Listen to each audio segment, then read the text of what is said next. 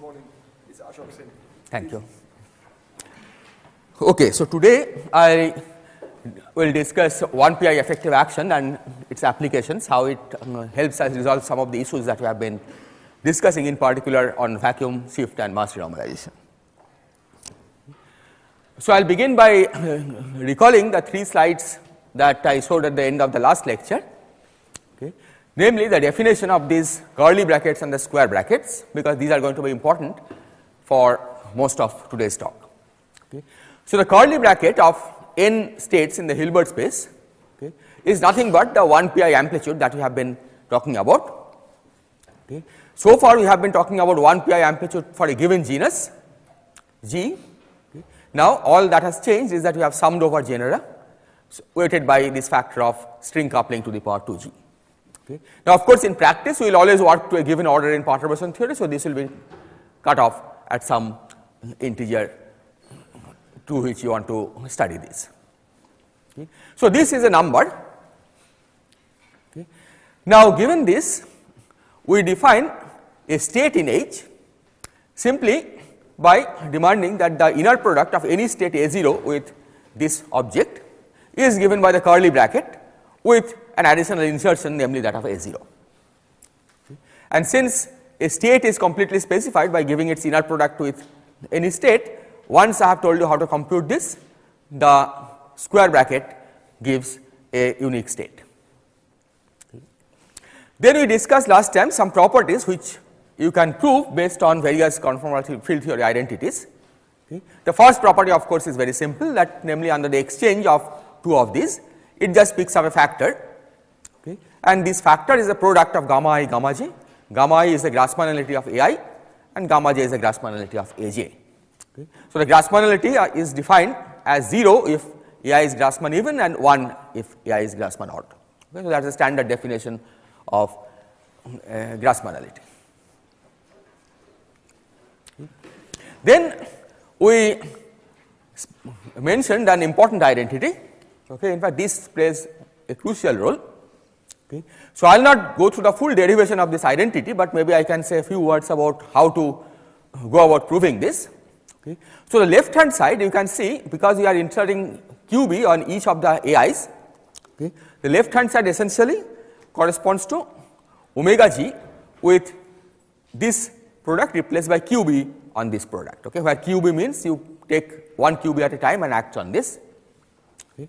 Now we have seen an identity that tells us that whenever omega has an argument of this kind, okay, you can replace it by an exterior derivative of an omega with of 1 less degree.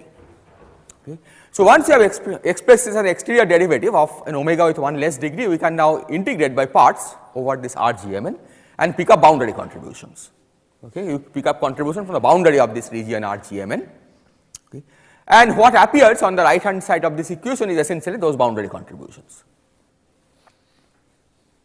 Okay. So sigma is just a set of signs, again you need it because you are rearranging these states.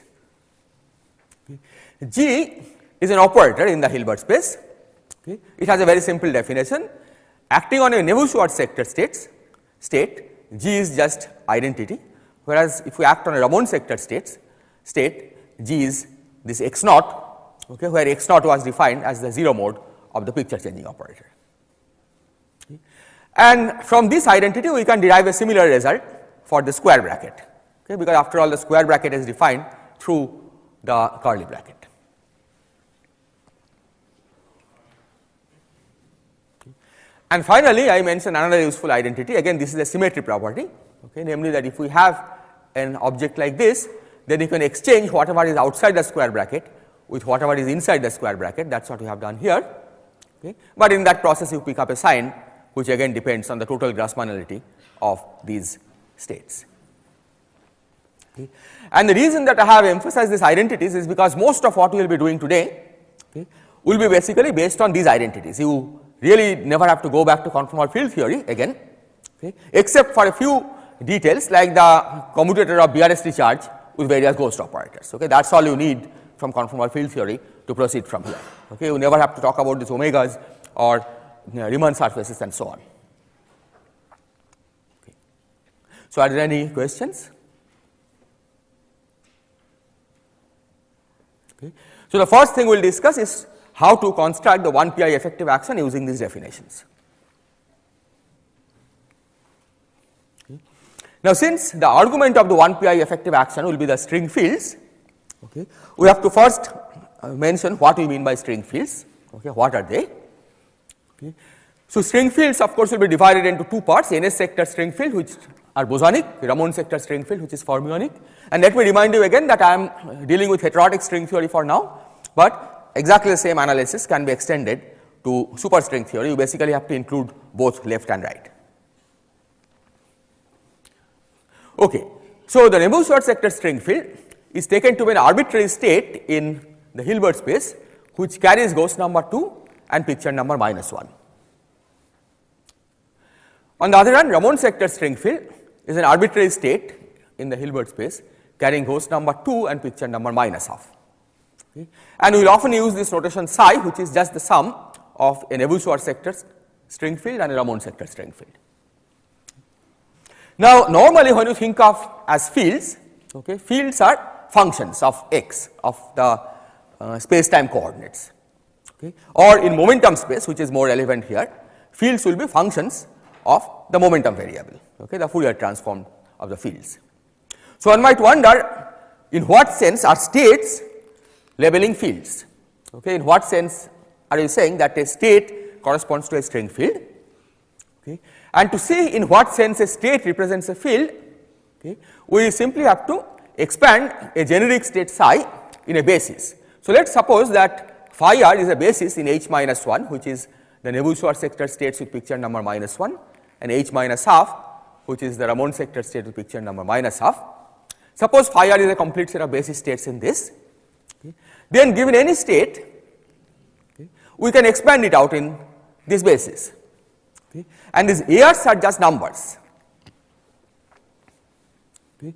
It is these coefficients AR which are the analogues of the fields. These are the dynamical variables labeling the string field. Okay. Now, where is the momentum or coordinate level of the field? That is hidden in this index R, okay, because since this is a complete set of basis states, this sum over R will also include an integral over momentum, okay, and of course, sum over many oscillator states. Okay. And in that sense, because it involves a sum over momentum, okay, it really these ARs are really to be thought of as functions of momentum. Okay. So, it is in this sense that these are taken as a dynamical variables labeling the string field, okay. And there are of course infinite number of fields because even after you have fixed a momentum there are infinite number of oscillator states that you can construct. So, this is a field theory of infinite number of fields. Okay. Nevertheless, we will see that there is an efficient way to deal with this system. Okay. The other thing I would like to emphasize is that the coefficients of NS sector basis states will be taken to be Grassmann even because they are representing the bosonic fields, and the coefficients of the Ramond sector basis states will be taken to be Grassmann odd because they are representing fermionic fields. Okay, are there any questions? Okay. So, this is basically the dictionary by which you represent fields as states in the Hilbert space, okay, that you basically you really have to take the state, an arbitrary state, decompose it in a basis, and the coefficients of expansion are what we normally call the dynamical field variables. Okay. Equations of motion, for example, will constrain these coefficients, the action will be a function of these coefficients and so on.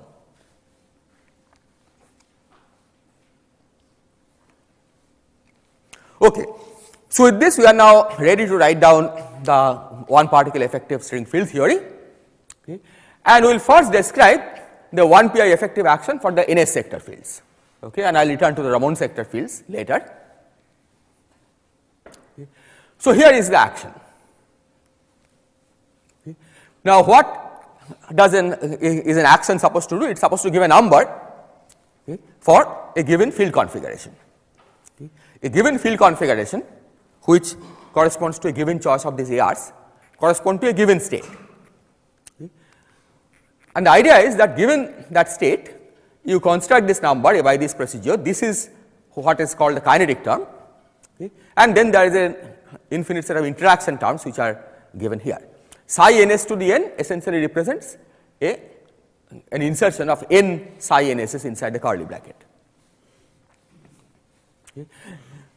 Now, this in fact is not very surprising, because after all what are these curly brackets? Right? Curly brackets are the 1 pi amplitudes, okay, and the 1 pi effective action is supposed to be the generating function of 1 pi amplitudes. Okay. So, it is clear that this is the correct representation of the 1 pi action. Okay. What is not completely obvious is this term. Okay. This in fact is a tree level kinetic term for this field, okay, which has to be added separately, okay, from other knowledge about the spectrum of the theory, for example. Okay. And again, this is exactly what we do in normal quantum field theory. Okay. The vortices of 1 pi action are all computed from the 1 pi amplitudes, okay, and then you have to add the standard kinetic term, tree level kinetic term that you had in the original action. Now, given this action, okay, one can show purely based on the identities that I wrote down. Okay. In fact, I should also perhaps mention that the reason that we are using this abstract notation, okay, one of the reasons that we are using this abstract notation, because this is valid for all string theories. Okay. All that changes is the space on which psi takes values. Okay. In type 2 theory, for example, there will be 4 sectors: ns, ns, nsr, rns and rr. Okay. The definition of G, okay, in these identities, okay, this G will have to be changed slightly for type 2 string theory, okay. And this is also valid for bosonic string theory, although there it is formal because the tachyon makes everything divergent. Okay. So, this structure is universal.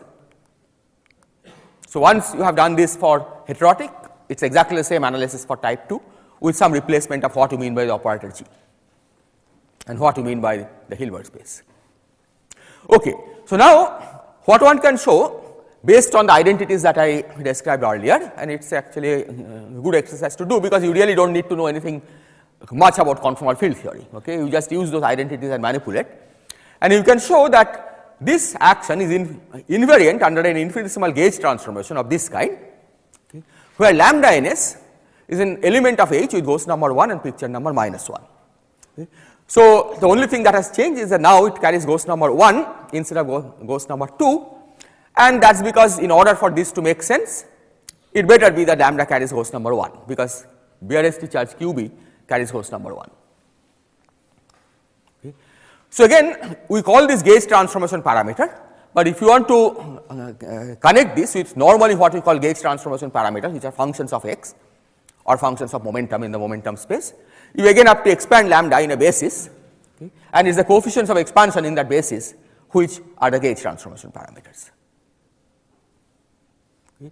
And this I have already said that the gauge invariance of this can be proved using identities involving the curly bracket and the square bracket. Okay. And you clearly see that this is an infinite dimensional gauge invariance, because lambda can take infinite number of possible values. Okay, are there any questions? Yes. Sorry, I think I've lost track of what C0 minus was.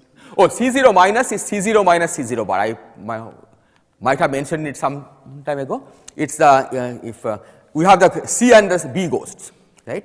B0 had appeared earlier. Okay. C0 minus is C0 minus C0 bar. So maybe I can write it here.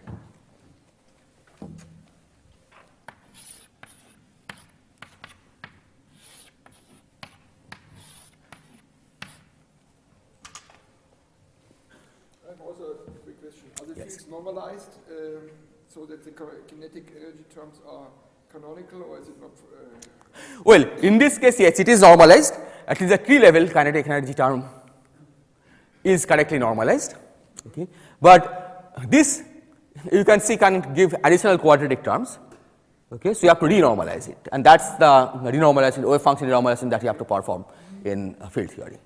Yes, so I have written it in such a way that it's normalized only at the tree level. Okay, so this is, since we are at this, let me emphasize that point. So you can see that this sum here runs all the way from 1 to infinity. Okay, why 1 to infinity? Because from in genus 0, of course, anything less than 3-point amplitude doesn't make sense, so the sum will start from 3. But once you include the genus 1 and higher contributions, Okay. The one point functions are non-zero in general. Okay. And because the one point function is non-zero, okay, just this with n equal to 1 also is something that makes sense, and that has to be included in this, otherwise you will not get this gauge invariance. Okay. And the existence of this one point function, okay, signals that the setting the fields equal to 0 is not a classical solution, because when you take the first order variation of this, okay, this of course will be proportional to psi because it is quadratic, but the presence of this one point function here will give a constant term, okay, and hence it will not satisfy the equations of motion. Okay, and we will see this clearly in the next slide.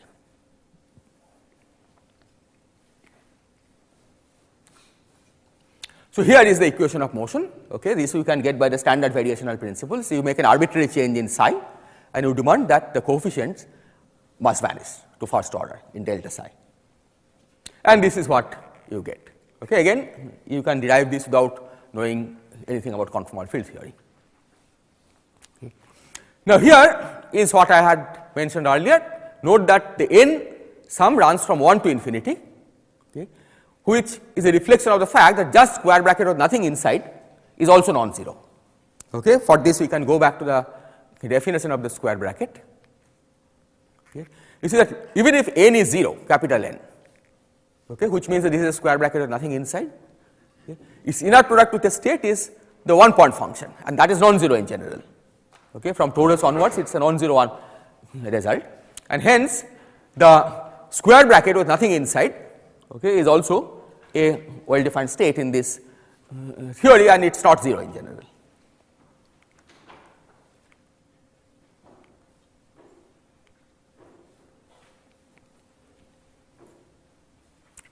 So, this shows that setting the field equal to 0 is not a solution to equations of motion. Okay.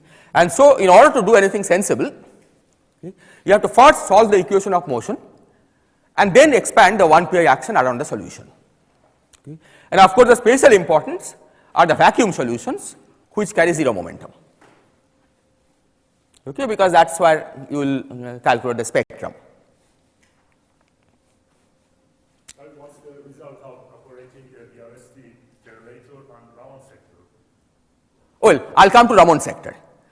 So, right now I am dealing with NS sector only, right. I will write down the result for the Ramond sector later, yes, because for studying the vacuum solution we do not really need to look at the Ramond sector, right. You can just look at the bosonic part.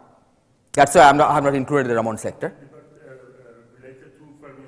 Yes, exactly. The Ramond is fermion. So, after I find discuss a vacuum solution, I will go back to the Ramond sector. Okay. Now, it turns out that there is a systematic way for constructing this vacuum solution, because after all you do not have the exact result here, right. You always do up to a given genus. Okay. So, it turns out that starting from these equations we can write down a systematic iterative procedure, okay, that allows you to find the solution to any genus order, okay, any given order in G string, and here is the iterative solution. Okay. So, let us suppose that psi k is a solution that is accurate to order Gs to the power k. Okay. So, it contains all terms in Gs up to order Gs to the k. Okay. Psi, you start with psi not equal to 0, because of course at tree level the psi not equal to 0 is a solution. Okay. In genus 0 the interaction starts from 3 point onwards. Okay. Now, you also have to introduce a projection operator P, which is the projection operator to L0 plus equal to 0 state, where L0 plus by definition is the sum of L0 and L0 bar. Okay. And since we have already in the definition of the Hilbert space included the constraint that L0 minus L0 bar equal to 0, okay, L0 plus equal to 0 really means that both L0 and L0 bar should be 0. So, P is the projection operator into those states. Now, it turns out that in that case we can solve for these equations iteratively, okay, and this is the result, okay, that take the solution up to order Gs to the power k. Suppose you have computed this, then the solution to order Gs to the k plus 1, which is denoted by psi k plus 1, is given by an expression of this form. Okay, everything here is well defined, plus a state phi k plus 1 which carries L0 plus equal to 0. Okay. And this phi k plus 1 in turn is determined by solving this equation. Okay. So, one can show that once you have solved these two, okay, you automatically have a solution to the equations of motion that we had earlier.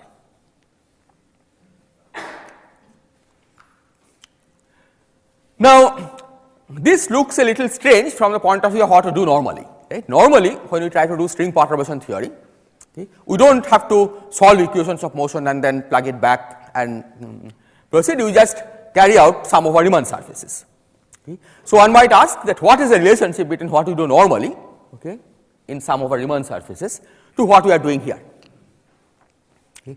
Now, it turns out that when you sum over Riemann surfaces, of course, you are summing over all possible the full region of the moduli space, which in our language will involve both 1pi and 1pr diagrams, in particular tadpole diagrams.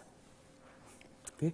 And this summing over tadpole diagrams, okay, which is all automatically included in the standard prescription because you integrate over the full moduli space. Okay.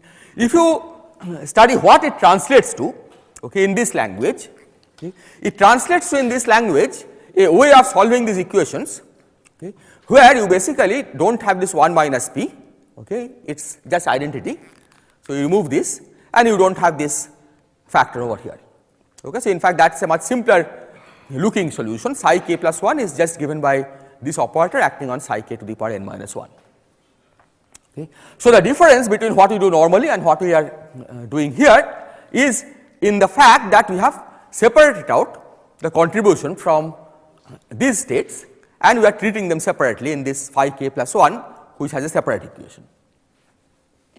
Okay.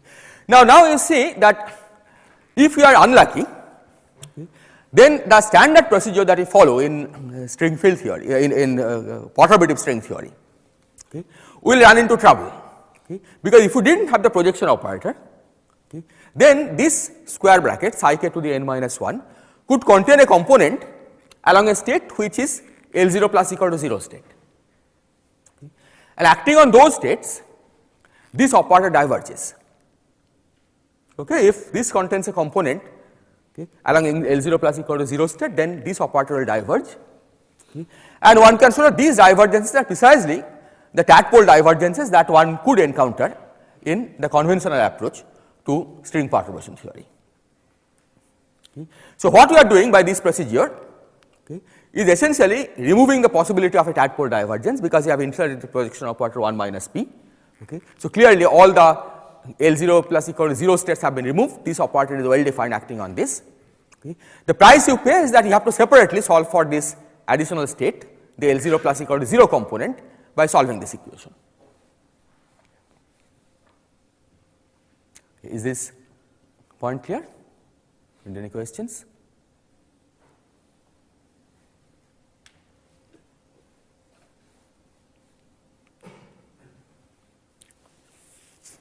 Okay. So, here again I have written down those two equations. Yes. So, should one think about this phi k plus 1 state as some sort of finite part extracted from this state? Phi k plus 1? Yes. Yes, it is a part which represents massless states essentially, massless contribution, right. So, what we are doing here is that we are separating out the massless contribution. It is a finite dimensional Hilbert space because L0 plus equal to 0 states are span a finite dimensional Hilbert space. So, those states we are separating out, okay, and we are treating them differently.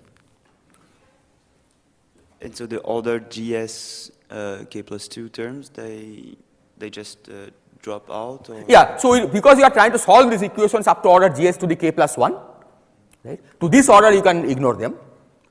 Next order of course they will have to come back. They will come back? Yes, because you are feeding that back the full psi k from here, right. So, next order it will automatically come back in this. Okay. So, now you see that the first equation, okay, that this part is completely well defined, there is no ambiguity in it, okay, and also there is no obstruction to actually evaluating this part, okay, because after all this is some state, you have projected out all the L0 plus equal to 0 state. So, this operator is perfectly well defined acting on this state over here. Okay. However, this is not something that you can say about the second part, okay, because second part requires that given the right hand side, okay, which is fixed because it depends on the psi k computed to the previous order. Okay. Now you have to find a phi k plus 1 that satisfies this. Okay. Now there may not exist such a phi k plus 1. Okay. Indeed, what one can show is that the right hand side is BRST invariant, okay, based on the lower order equations. Okay. So the possible obstruction to solving these arise from the fact that the right hand side of this equation could contain a component along a non-trivial element of the BRST cohomology. Okay. So right hand side is known to be BRST invariant to this order. However, okay, it could happen that the right hand side contains a component along a state which cannot be written as QB on something. Okay, those are called the non-trivial element of the BRST cohomology. Okay. And in that case, it is clear by definition that there is no phi k plus 1 which solves this equation. Okay. So this obstruction, possible obstruction, okay, in fact reflects the existence of zero momentum massless tadpoles in perturbation theory. Okay. What you see as a divergence in perturbation theory, we do not have any divergence in this whole procedure because by the way we have set up the analysis, you will never encounter any infrared divergence of that kind. Okay. However, of course, you cannot make an inconsistent theory consistent by this procedure. The way we will see this inconsistency is in the obstruction to solving this equation. Okay. And unless this equation can be solved, you have to basically declare the vacuum inconsistent, okay, before you encounter any divergence. Are there any questions? Yes. Yeah, bosonic string theory of course will be inconsistent in this way because there will be a dilaton tadpole, right. So you will find that it has a component, right, that when you take the inner product of this with the massless dilaton, you will get a non-zero result, right, and hence that shows that you cannot solve this equation, right. But it is of course also inconsistent because of the tachyon, right. Yeah, but even if you did not have the tachyon, it will be inconsistent because of the dilaton tadpole. Okay. So this is one side of the story, okay. But there is another side of the story, okay, which is that if you can solve this equation, the solution may not be unique, okay, because after all it is an equation for phi k plus 1. Okay. Who tells you that there is a unique phi k plus 1 which solves this? Okay. And this in fact is going to allow us to deal with the problem of vacuum shift, okay, and I will discuss this in a few minutes.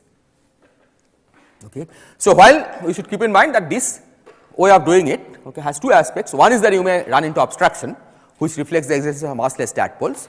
The other is that at any given order in perturbation theory, you may have more than one solution to these equations, okay, which we will eventually use to describe what happens when there is vacuum shift.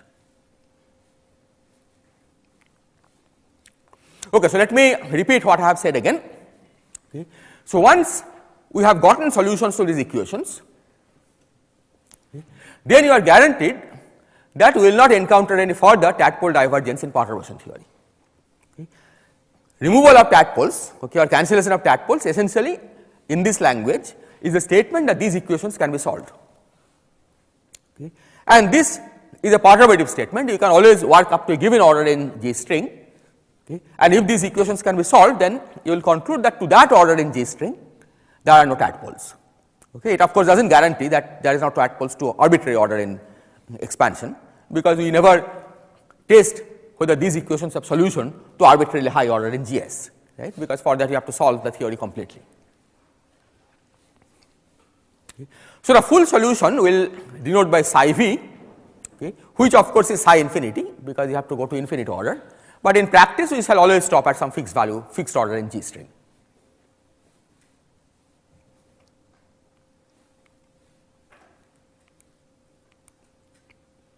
Okay. So now let me describe what happens in the case of vacuum shift. Okay. So let me remind you of the situation, and in fact I have simplified the situation a little bit by using a real scalar instead of a complex scalar. Okay. So suppose in the low energy effective field theory, in a low energy theory, not the 1 pi effective action of the full string fields that we are talking about.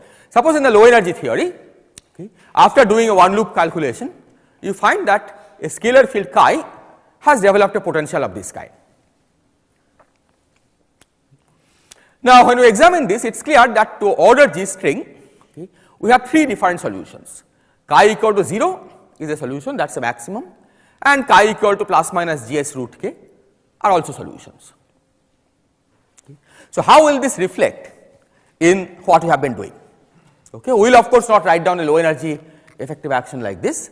Okay. We have our 1 pi action, we have the equations of motion which are here. Okay. How will this show up, okay, in this formalism? Okay.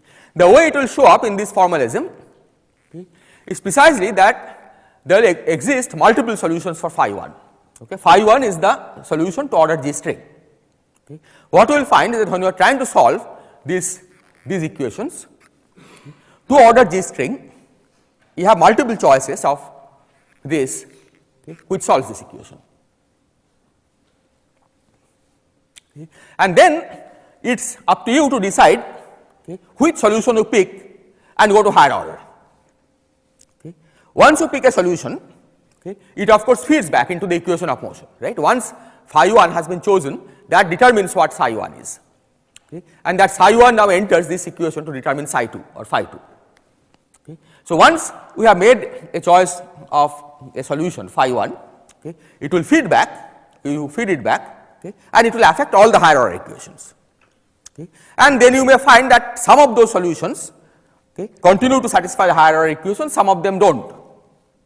Okay. And then you have to declare that the ones that do not, they are inconsistent, okay, even though they look like they are consistent to that order, okay, but higher order they become inconsistent.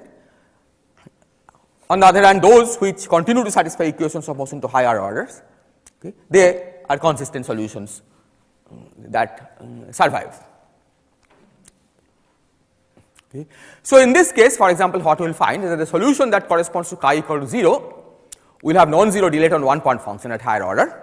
Okay. That of course, we know from hindsight, because in string theory the dilaton couples to the action, right. So, if chi equal to 0 corresponds to a non-zero value of the potential, okay, so we know from hindsight that this solution will not survive to higher order, okay, because the dilaton will develop a tadpole, okay, and indeed this has been calculated, okay, that we know that this vacuum, the chi equal to 0 vacuum, does develop a dilaton tadpole at 2 loops. Okay. In contrast, we expect that the other vacuum, chi equal to plus minus Gs root k, okay, this vacuum will not have that problem, okay, because these correspond to 0 energy density, supersymmetric, and hence we do not expect that there will be dilaton tadpole in these vacua. Okay. So, this calculation has not been explicitly performed yet, okay, but the procedure is quite well defined, okay, and that is one of the problems that we are trying to resolve now, okay, to explicitly compute the dilaton tadpole, or basically explicitly extend this solution to next order and show that there is no obstruction.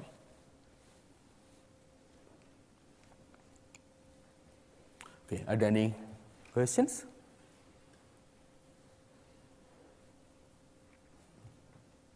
Okay, so next let me now turn to the Ramond sector.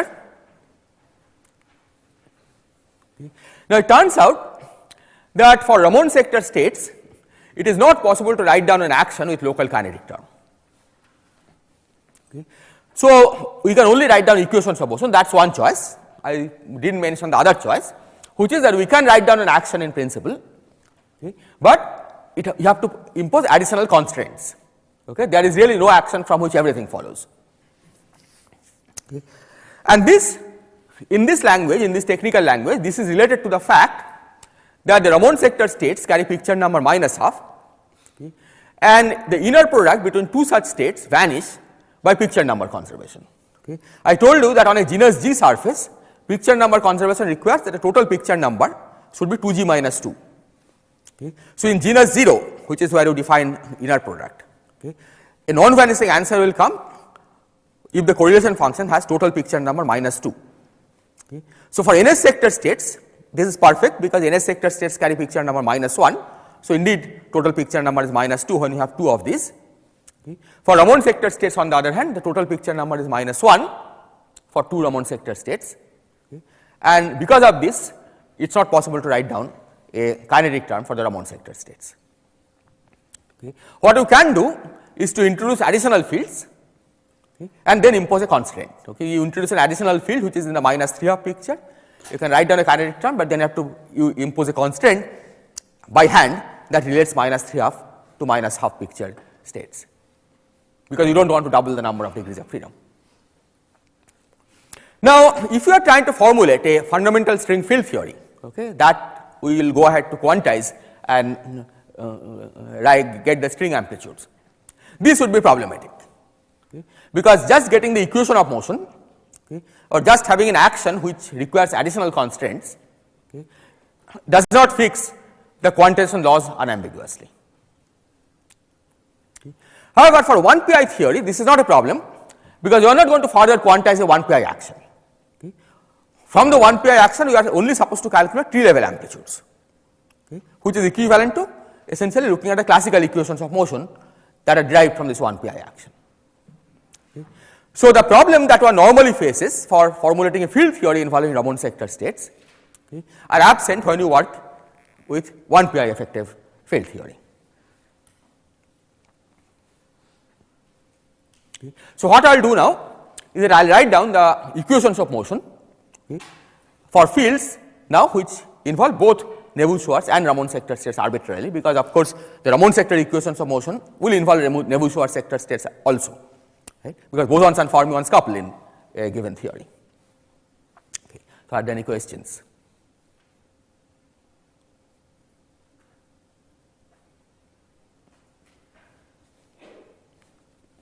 Okay, so here is the general structure, okay, which includes NS and Ramond sector. Okay. So, for this let us recall that a general string field configuration corresponds to a state psi of ghost number 2 and picture number -1 -12. Okay. If you want, you can split it into NS and R, okay, but we can also work with this general state psi without splitting into NS and R. Okay. And for this general state, the 1 pi equations of motion are given by this over here. So, let us recall that for NS sector we had a very similar equation, okay, except that this G was not there, okay. But that of course is a special case of this, because G acting on NS sector state is just identity, okay. That is why we did not have that explicit factor of G when we wrote down the NS sector equations of motion. Okay. When we include both Ramond and NS sector, you have to put this G. Okay. Now, if you want separately the equations of motion for Ramond sector and NS sector, you can decompose it into Neveu-Schwarz part. Okay. So, Q on psi NS will now you can drop the G. Okay. This of course will contain both psi and psi NS, okay, because the right hand side has coupling between bosons and fermions. Okay. Similarly, for Ramond sector, you can again write down QB on psi r. Now, G will be replaced by this x naught, which is the 0 mode of the picture changing operator, okay. And again this will involve both Neveu-Schwarz and Ramond sector states. Yes. Is space-time supersymmetry manifest in this formulation? Yes, because okay, let me go to the next one, gauge transformation. Okay. So, just like we had gauge symmetry for the Neveu-Schwarz sector action. Okay. One can show that there is these equations of motion that I wrote down here. Okay.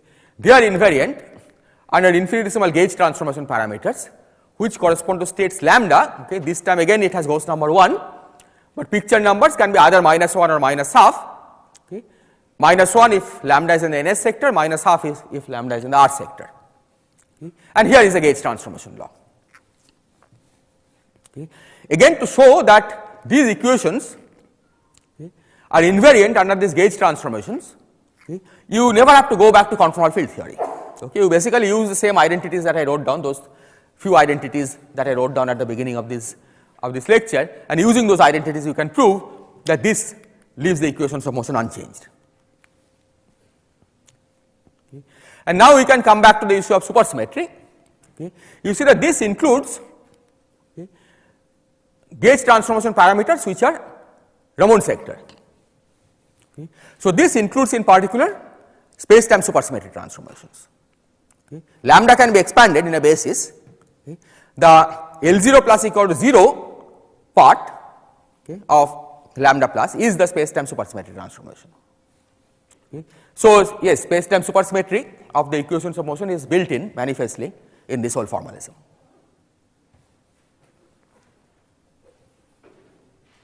Okay, are there any questions?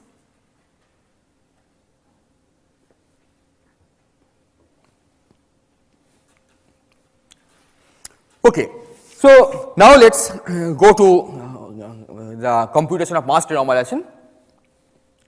Okay. Vacuum shift we have already discussed, okay, that you basically have to choose psi v appropriately. Okay. But once we have a vacuum solution, okay, we can then expand the equations of motion around this vacuum solution, because that is what you are supposed to do. Right. We are not supposed to quantize the theory around the original perturbative vacuum, which is psi equal to 0. We find the new classical solution after taking into account loop effects and expand the equations of motion around this new classical solution. Okay. Now, of course, you can write down the equations explicitly, okay, but it turns out to be more convenient to describe a new set of objects, okay, because in terms of those the equations take simple form. Okay.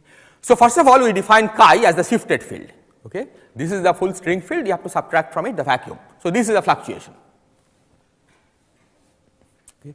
Then we define this new curly bracket, which I have denoted by a prime curly bracket, okay, in terms of the original curly brackets in this way. Okay. Again, the sum here naively runs from n equal to 0 to infinity, because but of course, the vacuum solution starts it getting contribution at genus at order gs and higher, right, at tree level psi v is 0. So, you always stop at a finite order. Okay. You decide on up to what order in gs you want to do the computation and you stop at that order.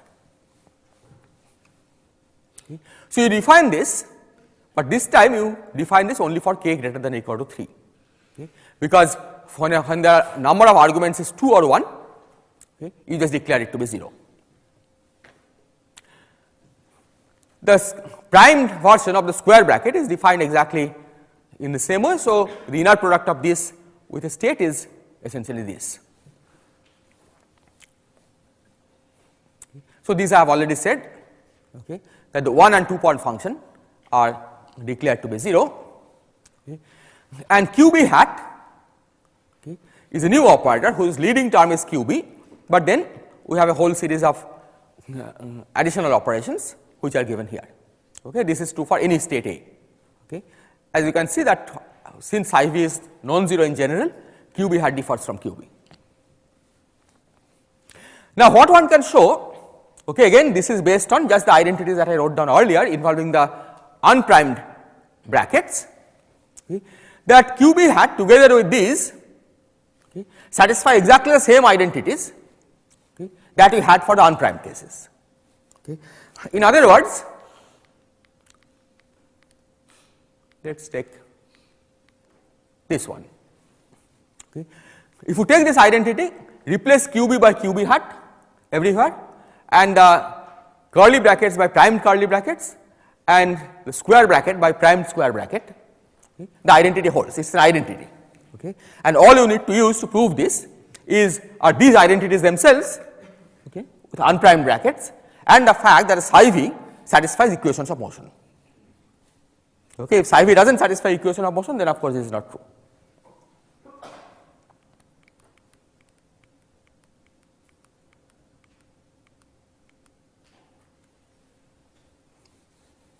Okay. And once you have done that, one can show that the original equations which was written in terms of psi, okay, now takes this form. Okay. And here you can see that this sum now runs from 2 to infinity, which means that these terms are all quadratic in chi and higher order. There is no constant part in this, okay, which is of course not surprising because you have shifted fields to be at its classical solution. So, you do not expect a linear term, a constant term in the equation of motion, okay. But there is no linear term either, okay, and that is because all possible linear terms have been included in the definition of qb hat. Okay. qb hat is our new kinetic term around the new vacuum.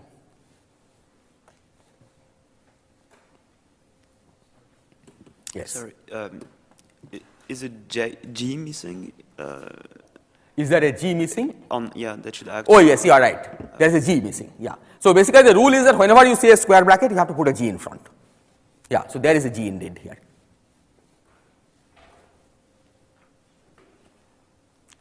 Are there any other questions? Okay. Maybe since this came up, I should also describe what is the role of G. Okay. So basically, if we follow the rules that I have described, okay, what we will find is that this square bracket here, okay, actually in the Ramond sector carries picture number -3/2. Okay. So then this equation will not make sense, because after all this is in picture number -half, right? So how can you have an equation where there is picture number -half state here and picture number -3/2 state here? Okay. So G basically brings it back from picture number -3/2 to picture number -half. Okay. So whenever there is a square bracket, you have to put a G. Sorry, why isn't there G-1? Why isn't there a? Isn't there G-1? Because the series is. Well, see, this is not genus expansion, right? The genus expansion is already included in the definition of these curly brackets. Okay. This is the number of fields. We are expanding in powers of fields, okay, and there is a constant piece, okay, because there is no linear, there is a because chi equal to 0 is supposed to be a solution to equations of motion, right? Because after all, chi equal to 0 means psi equal to psi v, and by construction psi v is a solution to equations of motion. Okay. So that's why there is no n equal to 0 term here. There is no n equal to 1 term, because the possible any term of that form has already been included in the definition of QB hat.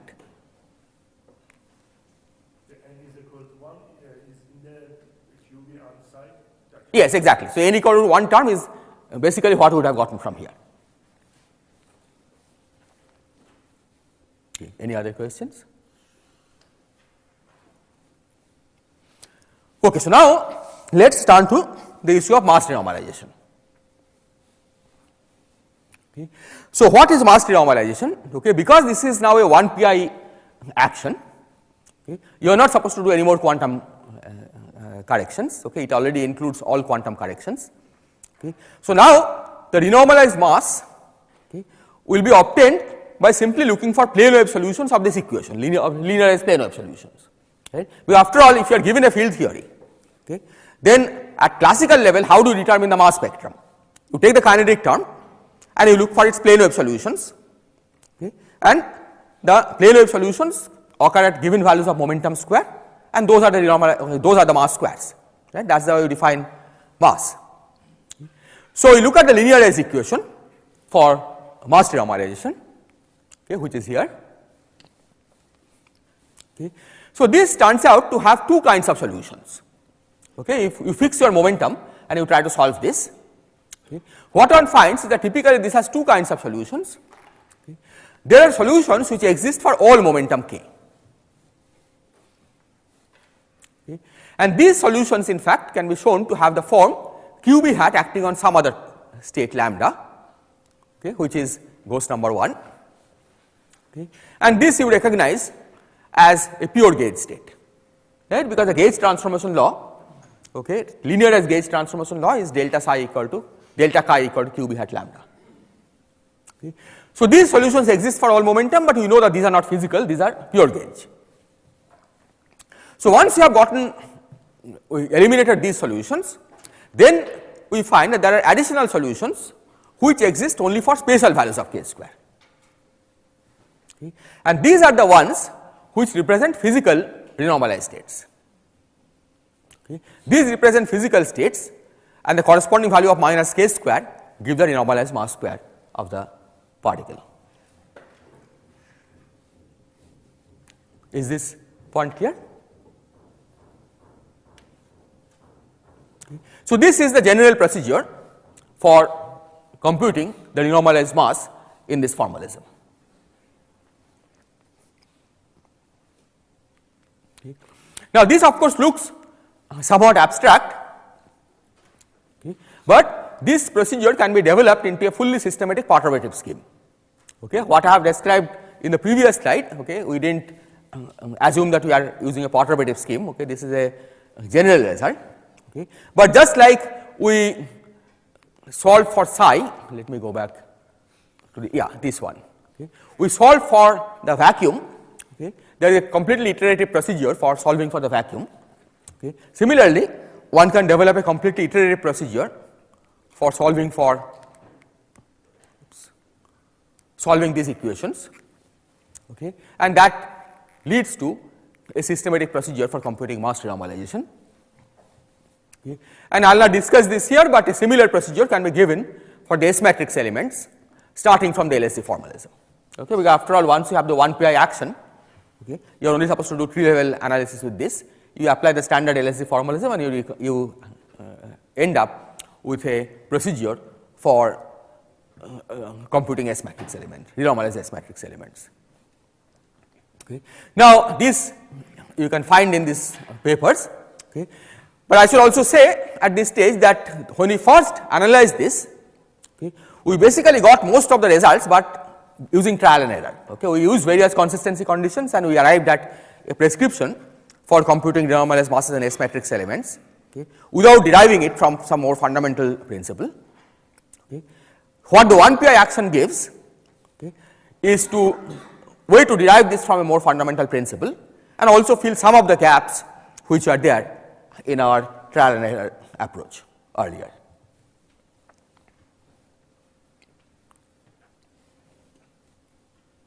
Okay. Are there questions? Okay, so let me now turn to one of the key points, okay, which in fact led us to study this 1pi approach in the first place, okay, and that is the section dependence. Okay. So, if you recall the steps, okay, the definition of this curly bracket, okay, which was given as the integral of omega over this 1pi region R, okay, and all subsequent analysis, okay, because everything started from here, okay, they depend on the choice of 1pi subspace RGMN. Okay. Now, 1pi subspaces are of course constant, but they are not unique. Right? There are many ways you can construct 1pi subspaces by choosing different local coordinate system, different choice of picture changing operator locations and so on. Okay. So, typically if you make a different choice of gluing compatible sections, okay, we will get a different choice of RGMN and that will lead to a different set of equations of motion. Okay. So, the key question then would be, do the renormalized masses and S matrix elements depend on this choice? Okay. This whole structure will fall apart if we find that this procedure is, for a given choice of this 1pi action everything works, okay, but then the result depends on how you choose these 1pi regions, okay, then of course it makes no sense. Okay. So, this question can be analyzed by explicitly studying what is the effect of choosing a different section, okay, on the 1pi action. Okay. So, let us suppose that this is a pictorial representation. Let us suppose that you have a choice of section RGMN, okay, and let us suppose that there is another gluing compatible section, okay, R prime GMN, okay, and without any loss of generality I will take this R prime GMN to be infinitesimally close to RGMN, okay, because you can go from R to R prime by series of infinitesimal deformations. So, given two such 1pi regions, okay, one can define a vector field u hat on this surface that basically gives labels a vector that connects a point on this to a neighboring point on R prime. Okay. Now, of course, u hat is not unique because given this you could connect it either here or here, okay, there is no sense in which the points are just paired, okay, but that ambiguity does not really affect the final result that I am going to give. Okay. So, this ambiguity basically corresponds to the fact that 2 u hat, given any one choice of u hat, you can always add a tangent vector of this to produce another u hat, okay, because that will basically correspond to moving along the surface. Instead of connecting like this, you connect like this. Okay. Okay. So, then once you have deformed R, okay, the 1pi action changes, right. You can calculate what delta S is, how much does the 1pi action changes, or if you are using equation of motion, how much does the 1pi equation of motion change. And what one finds is that the net change in the equations of motion that you get, okay, can be compensated by a field redefinition of this form. Okay. What this means is that you have the equation of motion which look different, okay, but now you choose to introduce a new field which I will call psi tilde, which is given by psi plus delta psi, okay, and this delta psi is specified by giving its inner product with every state phi. Okay. So, if we choose delta psi in this way, okay, I will explain what this formula is, but what one finds is that if we choose delta psi in this particular way, okay, then the change that you get from r to r prime can be undone and you come back to the original 1 pi action that you got from RGMN. Okay. Now, let me explain this formula. So, this gives you the inner product of delta psi with any state phi. Okay. Phi of course can be decomposed into the ns component and the r component. Okay. So, here this notation is basically the contraction of omega with u hat. U hat is one of the tangent vectors of PGMN. Okay. So, this basically this notation is just contraction of omega with a u hat. So, that basically reduces the degree by 1, you get 6g minus 6 plus 2m plus 2n plus 2, and that is something that you can integrate over this space over here. Okay. And the rest is quite straightforward. Oh, I made a mistake, there should be a plus sign here. Okay. It is not product, okay. It is this plus this.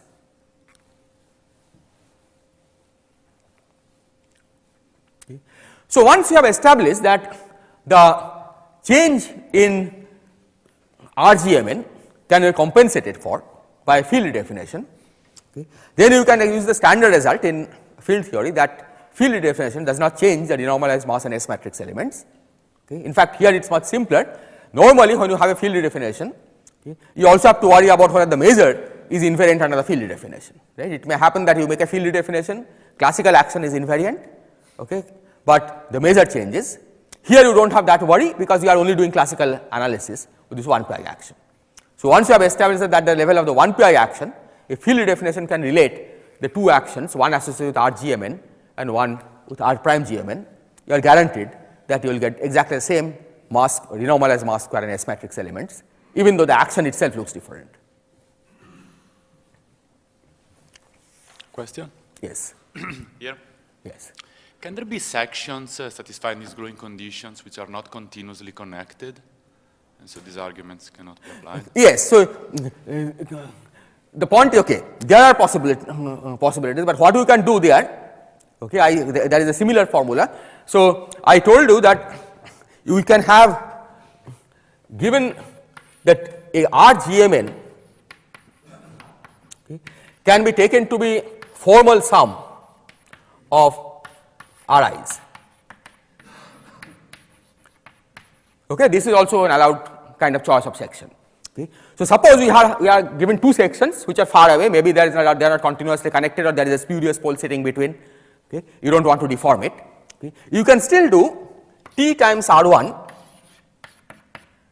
GMN plus 1 minus T times R2 GMN, okay, and deform T from 0 to 1. Okay. And even in that case, there is a similar formula one can write down. One can find an explicit field redefinition that takes you from one to the other. Okay. So, you can think of it as a continuous deformation even when the subspaces themselves may not be deformable. So, this problem you have to deal with in fermionic string theory because there may be spurious poles in between which you do not want to cross. Okay. And there you can use this kind of linear combination. Any other questions? Okay. So, I am more or less near the end, okay, but let me try to emphasize one thing which in fact several people have asked me, that this looks like string field theory, but what is the difference between this and string field theory? Okay. So, the way I think of it, okay, this is in some sense something in between the usual perturbative approach, okay, and string field theory. Okay. So, in the usual perturbative approach, you express everything as integral over Riemann surfaces, okay, or moduli space of Riemann surfaces, and for any given order there is only one diagram, okay, one Riemann surface that you integrate over fully. Okay. This of course is very good right. This is much better than what you do in field theory. You have so many Feynman diagrams that you don't have to sum over. Okay.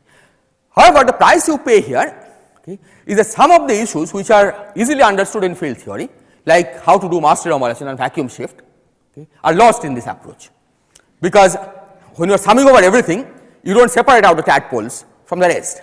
Okay. You don't separate out the mass renormalization diagrams from the rest, okay, so that you can resum and apply LSD formalism. Okay. On the other hand, in string field theory, okay, you are given some kind of classical action and you are supposed to quantize it. Okay. And that quantization will produce for you all the loop amplitudes and so on. Okay.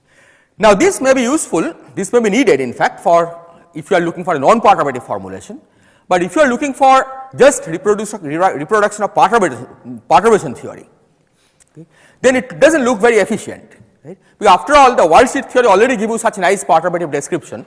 So, why would you want to get it from string field theory? Okay. So, what this 1PI approach is doing, okay, is that we are taking most of what world sheet theory gives us. Okay. However, we are not including everything that the world sheet theory gives us, which will require us to integrate over the full moduli space, okay, without caring about tadpole divergences, mass renormalization and so on. Okay. We are treating part of it slightly differently, the way we will do it in field theory. Okay. Nevertheless, it is not like string field theory where you start from scratch and start doing loop calculations, okay, because that the world sheet approach has already given us. Okay. So, in a sense, this approach is somewhere in between, okay, which is using some good properties of string field theory and some good properties of world sheet theory. So, let me put up my first slide, okay, possible future prospects. Okay. So, this is the question of whether we can use this 1PI effective action to go beyond just perturbation theory. Okay. We have already seen that this is useful for dealing with the problems of vacuum shift and mass renormalization, okay. But can we even expect to do something better? Okay. One possible application, okay, would be to try to fix the structure of the non-perturbative corrections. Okay. After all, one knows that the demand of infinite dimensional gauge invariance essentially more or less fixes the perturbative scattering amplitude. Okay. You really do not have much choice. Okay. And that translates to the fact that you have to really integrate over the full integration cycle SGMN, and you cannot just leave out regions in between. Okay. You will lose gauge invariance if we leave out some region in between. So, one could ask, could it constrain the structure of non-perturbative corrections to the 1PI effective action? Okay. After all, 1PI effective action is supposed to even reflect all the non-perturbative symmetries like dualities. Okay. If you take, for example, the 1PI effective action for neutral external fields, okay, all the U dualities, S duality, everything should be manifest in this if we included the non-perturbative corrections. Okay. So, the question is whether one can turn it around and perhaps use the known results, okay, to fix the structure of 1PI effective action at non-perturbative level. Okay. This is of course the hope, I do not know how it will play out. Okay. The second problem, which is perhaps a more down to earth goal, is to see if we can use this off shell action, 1PI action, to study string theory in weak color background perturbatively. Okay. And this has to do with the vacuum shift. We saw that it is possible to start with a given background and work with a slightly different background, right, that whenever there is a two extremum, okay, you could go to the nearby extremum. Okay. So, the question is it possible to do similar thing when you are studying string theory not in strong Ramond background, okay, but weak Ramond background field, okay, where you can treat the Ramond background perturbatively, okay, and use the same 1PI action that you have computed and expand it in power series in the strength of this background field. Okay. That again is something that we could look at, but I certainly do not have any idea right now whether it will succeed or not. Okay. Thank you very much.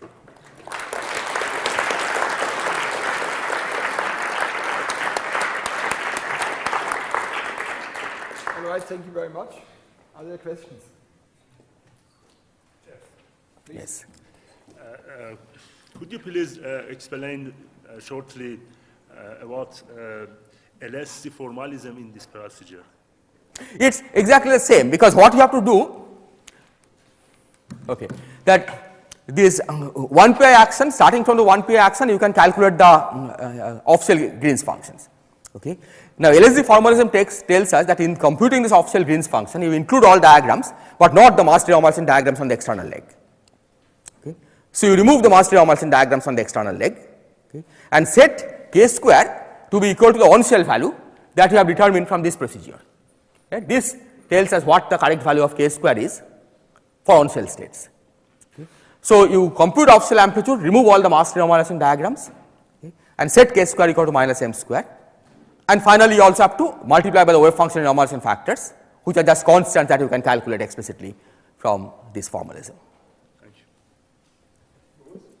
Yeah, Ashok. Yes. So this 1pi action seems to be really a double expansion, both in the string coupling and in the string field, right? So it's kind of That's right. a Yes. weight field Yes. expansion. So should we expect this expansion in string field to have finite radius of convergence, or could we miss some non-perturbative physics at large field? Yeah, it's quite possible that there is non-perturbative physics at large field. Of course, it doesn't matter when you are doing perturbation theory, right? Because any given amplitude will only involve a finite number of external states, right? Perturbative amplitude. But it certainly could happen that if you really think of this as a functional of the fields, right, that could be it may have finite radius of convergence. So one thing we would like to see, for example, is whether some solitonic objects like Neveu-Schwarz fibrane of Iterative Exactly, could be that's obtained right. as a classical solution. Exactly. But Yeah. it's not guaranteed at all. Yeah. So those will presumably show up as this kind of instability, non-perturbative instability, right? Non-perturbative in the field, in the field, not in the coupling constant.